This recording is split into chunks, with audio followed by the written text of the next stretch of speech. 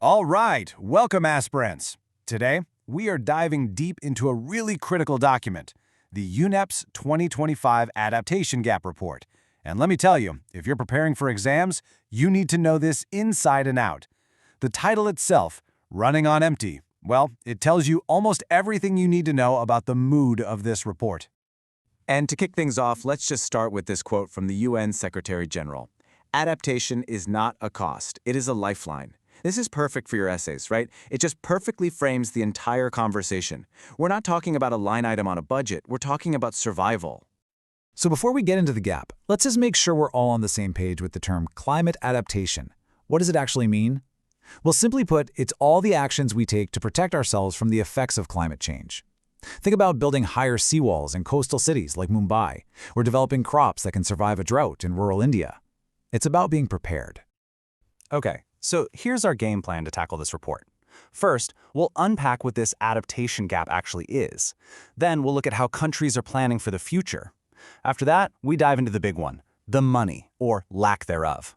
We'll explore some solutions, and then we'll wrap it all up with the key takeaways you'll need for your exams. Ready? Let's go. So let's get right into it. Our first section, the adaptation gap, running empty. This is really about getting to the heart of the crisis. This massive disconnect between what developing countries desperately need to do and the resources they actually have to do it. Now, if there's one definition you need to burn into your memory for your exams, it's this one. The adaptation gap, at its core, is a finance gap. It's that huge, yawning chasm between what's needed to protect millions of people and what's actually showing up in the bank. Okay, so we've established there's this huge financial gap. But setting money aside for a second, are countries at least planning for what's coming? Are they drawing up the blueprints for a more resilient future? Let's take a look. So this chart tells a really interesting story. At first glance, it looks pretty good, right? 172 countries have some sort of adaptation plan in place. That's progress. But here's the catch. Look closer. 36 of those plans are more than 10 years old. In the world of climate change, that's practically ancient history. An outdated plan can lead to what's called maladaptation. Basically, investing in the wrong things, which could actually make a bad situation even worse. All right, here's a new keyword you absolutely need to know, BTRs. That stands for Biennial Transparency Reports. Think of them like a country's official report card on climate action. They submit these to the UN to show what they're actually doing on the ground. This is our best source of info for tracking real-world progress. So how can these BTRs be made better? Well, here's a handy mnemonic, perfect for your exam notes. Grasp IM. The idea is to get a better grasp on the impact. It's not enough to just say, we built a thing. These reports need to show real results, how they affect women in marginalized groups, what barriers were faced, the whole picture.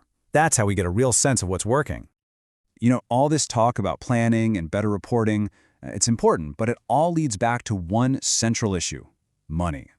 And this brings us right to the absolute core of the report, the Great Finance Divide.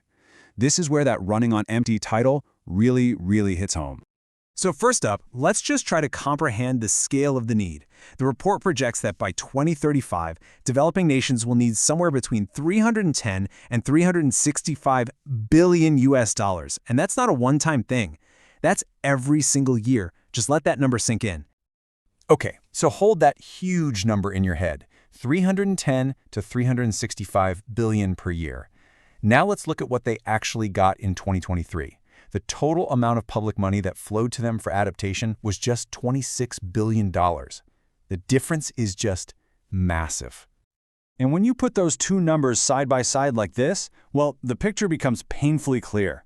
This isn't just a gap, it's a canyon. The needs are at least 12 times greater than what's being provided. We are nowhere close to where we need to be.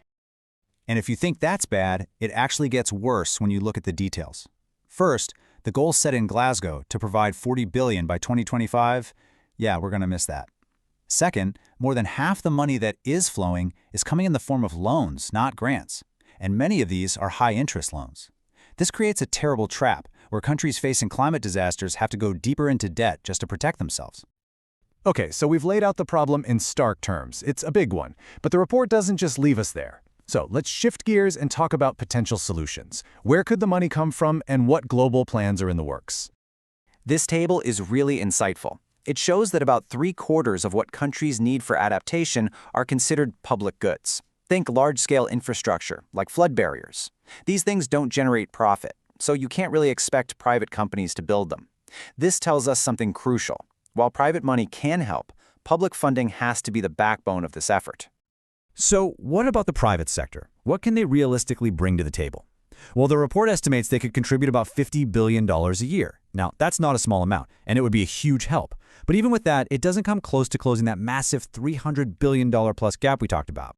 Now, another key term for your exams, the Baku to Belém Roadmap. This is the new, super ambitious goal for all climate finance, both for cutting emissions and for adaptation. The target? At least $1.3 trillion a year by 2035. It's a huge number, aiming to reshape the entire landscape of climate finance. And that really is the million-dollar, or rather trillion-dollar question. We have these big, ambitious new goals. We know private finance can play a role. But will it be enough to finally bridge this enormous, historic gap? And maybe more importantly, will the money that does come be the right kind of money? Grants, not loans? That is the challenge. Okay, we have covered a lot of ground. So now, let's pull it all together. This is the really crucial part for your revision, where we'll summarize everything you need to remember from this report. Let's lock it in.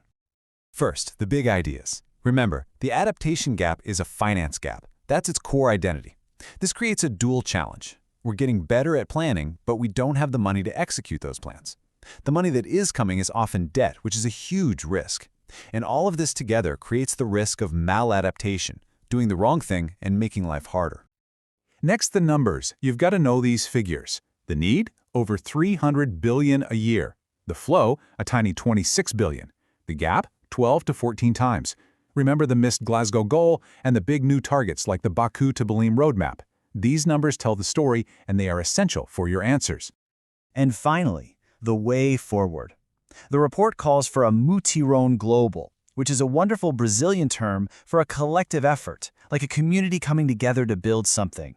It means we need better reporting with those BTRs, we desperately need to prioritize grants over debt, and we need smart policies to unlock that private sector potential. It has to be a global team effort. So we'll end with a question for you to think about, especially for your interviews and essays. What does all this mean for India? As future leaders and policymakers, how do you think India, with its own unique challenges and vulnerabilities, can navigate this massive global finance gap to build a safe, prosperous, and truly climate-resilient future for everyone? That's the challenge that lies ahead for all of us.